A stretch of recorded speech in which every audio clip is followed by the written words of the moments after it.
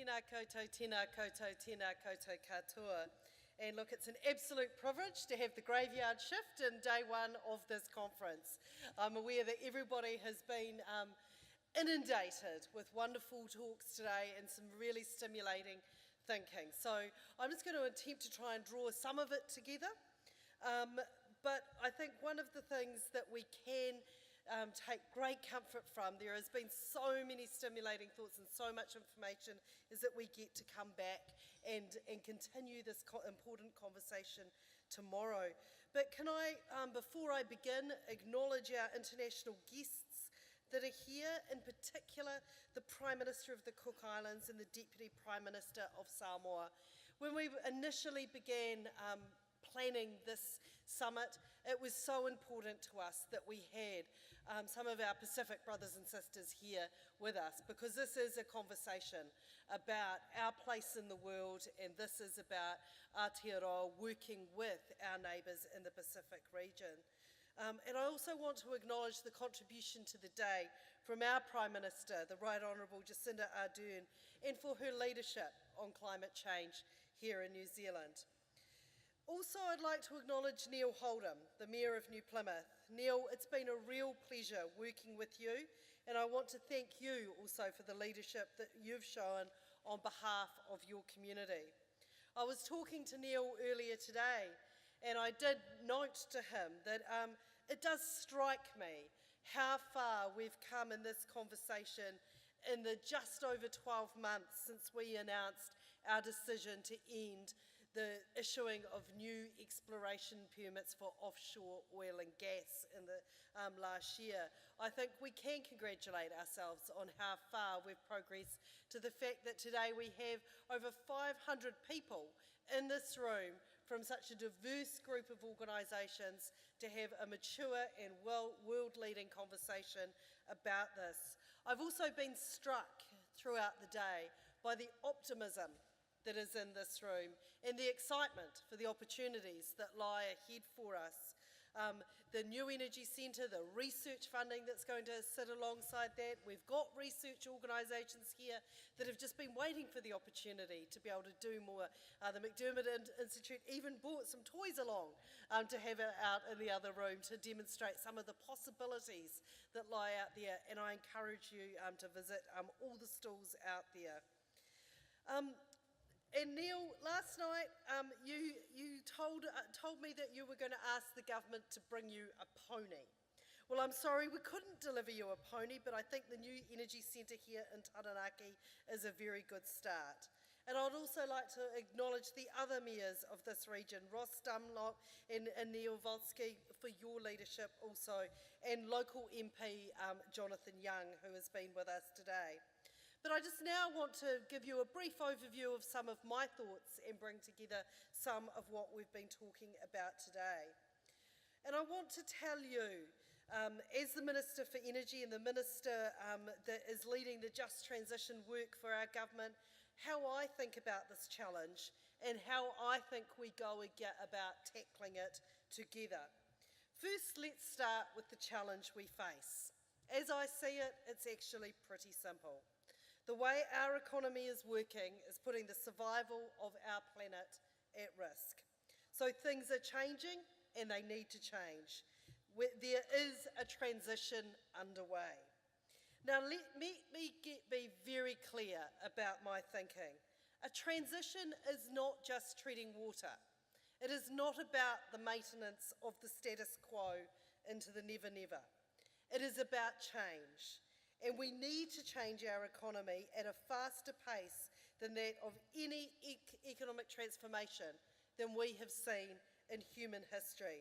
As Tony said in the last session, and I thought this was a really telling comment, the transition is underway. There is no debate about that.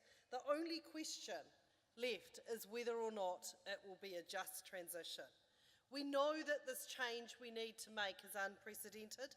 No one has ever attempted it on this scale at this pace before in terms of what we face as a globe, because no one else has ever had to at this scale. And this means there's no precedent, there's no guidebook, there's no manual. So we have to write it, and we have to write it together.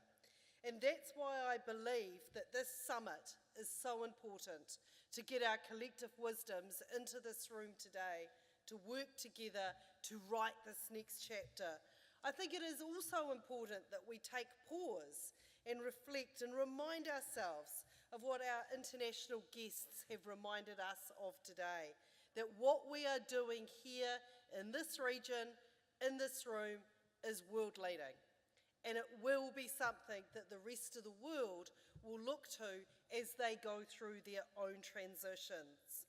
Because what we have begun charting is a map that will guide New Zealand in the coming years and decades as our country embarks on one of the most important journeys that we've been on. And my own thinking on this issue is shaped probably fundamentally by two events and groups of people.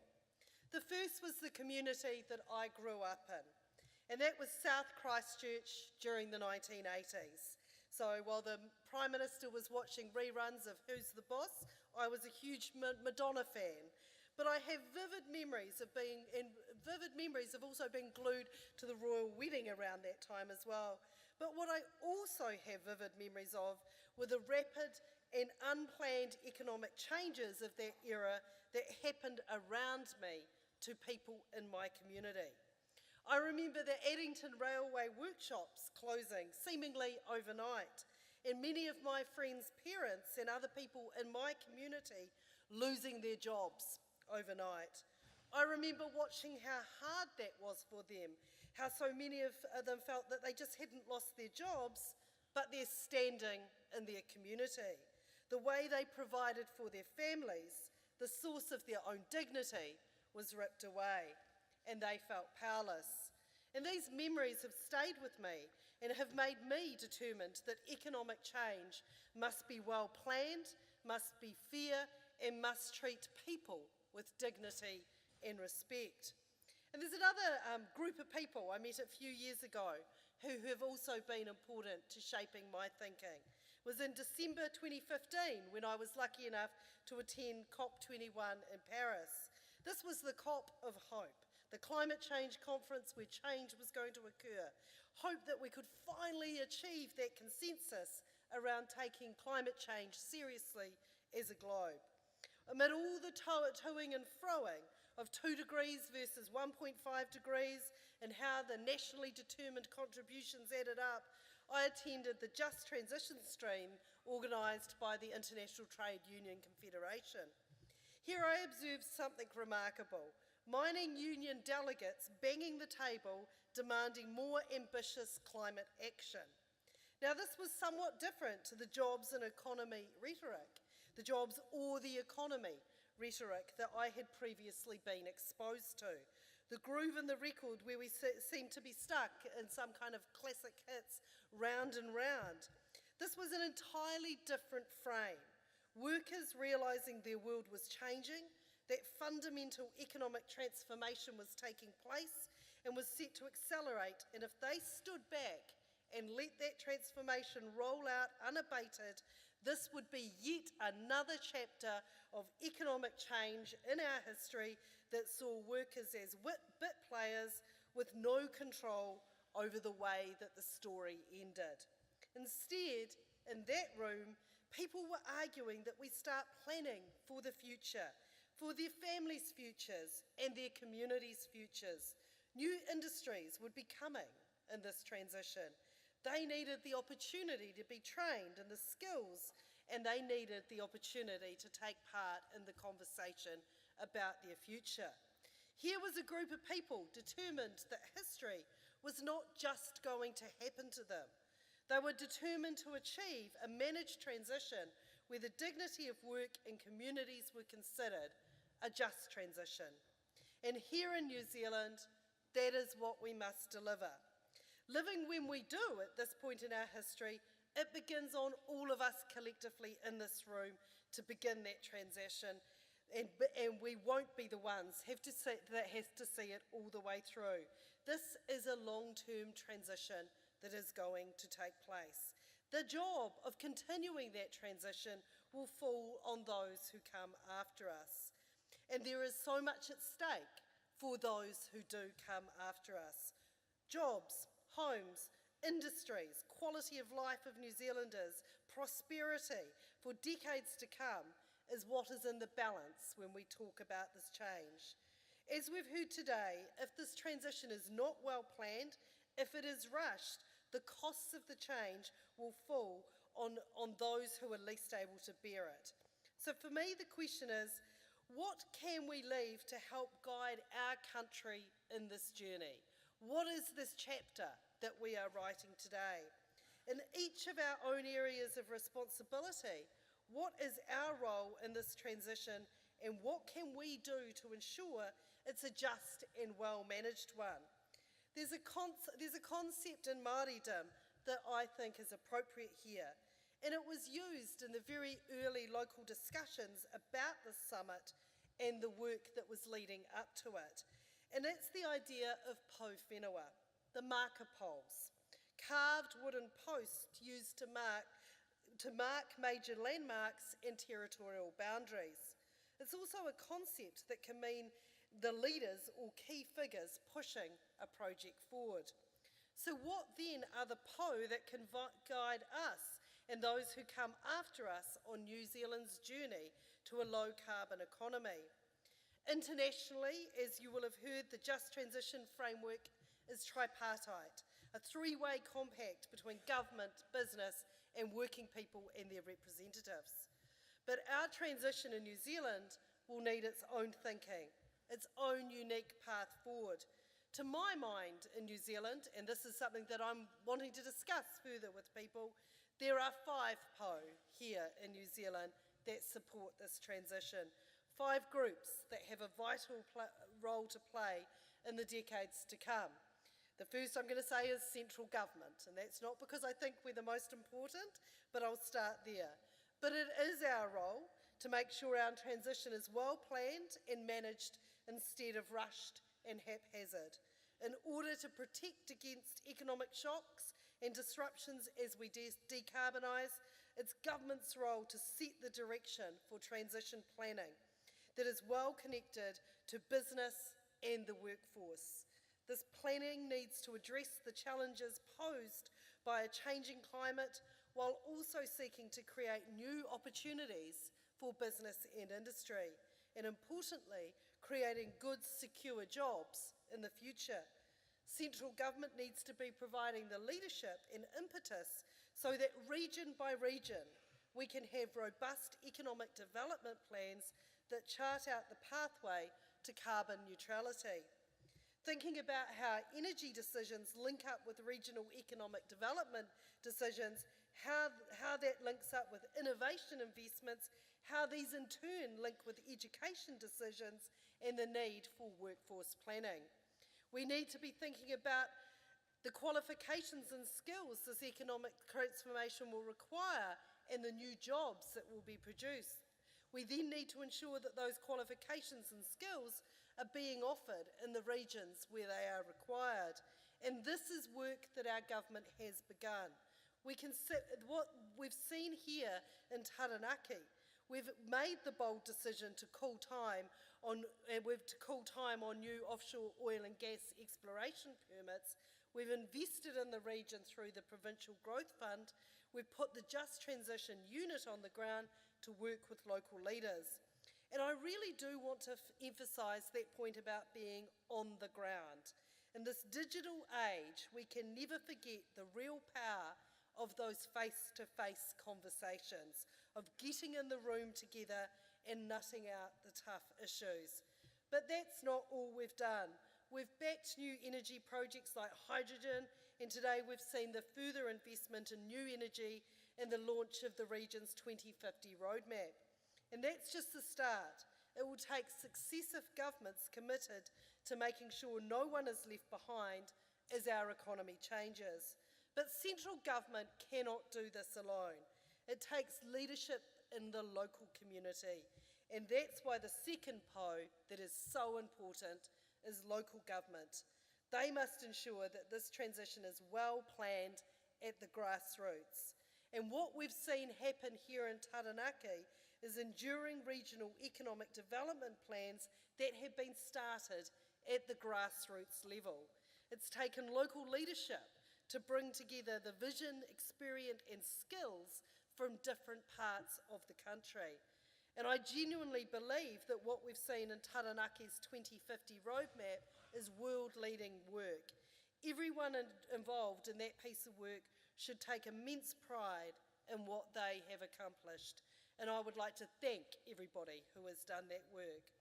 It is a best-in-class example of grassroots economic development work in response to the reality of change. To do this well around the country, we must ensure that local government can build buy-in amongst local stakeholders and ensure that local people's voices are at the centre of it. But to ensure that economic transformation works, we need our third pole, and that is the business sector. It's private businesses who will mobilise the innovations, knowledge and skills and the investment we need to transform our economy. It will be for business to spot and seize the new opportunities that come from decarbonisation. Doing this properly will ensure our economy can continue to deliver good living standards and rising incomes as it changes. And our transition cannot be considered just without our fourth pole, and that is iwi. There is a quote from the CTU's Runanga in their Just Transition report that I think is very apt. They say, Indigenous people want to be part of the change, not have change foisted upon them. For this to be a just transition, it needs to be based on treaty principles, with Māori and iwi as real partners involved every step of the way with specific planning that acknowledges the unique circumstances and role and status of tangata whenua. And if we are to have a real partnership, this transition will be so much better for it. I recently was talking with an American clean energy expert who told me he was so impressed with the just transition work our country had been doing. And he said to me that in no other country in the world were they lucky enough to have been imbued with the Māori values of kaitiakitanga that is so critical to the values of the transition that we are undertaking here in New Zealand. This will help us progress a just transition in the context of all of our unique circumstances. This isn't a one-size-fits-all country's approach that will work here. But for this change to be fair, to be really just, for it to work for working people, we need our final pole, workers and their representatives, our unions. If these huge changes in our economy are going to be beneficial for most Kiwis, we need to accept that a decarbonised economy is not magically one that will lead to better working lives for people. Green jobs are not automatically good jobs if they do not come with good incomes and dignity in the workplace. We owe our future workers the opportunities of meaningful work that provides adequate income and social protections, safe working conditions, respect for rights at work, and effective social dialogues. So here we have the 5 PO of the Just Transitions process. These are our markers, the leaders that will take us forward. Today, we're all representing one of those PO, and we've begun the most challenging and exciting journey in our economic history. And this is a journey we can only do well in if we take that journey together. I hope you've enjoyed this first day of the summit, and I'm looking forward to seeing you all at the dinner tonight and back bright and early for day 2 of the summit tomorrow morning. Enjoy the rest of your evening. Thank you very much.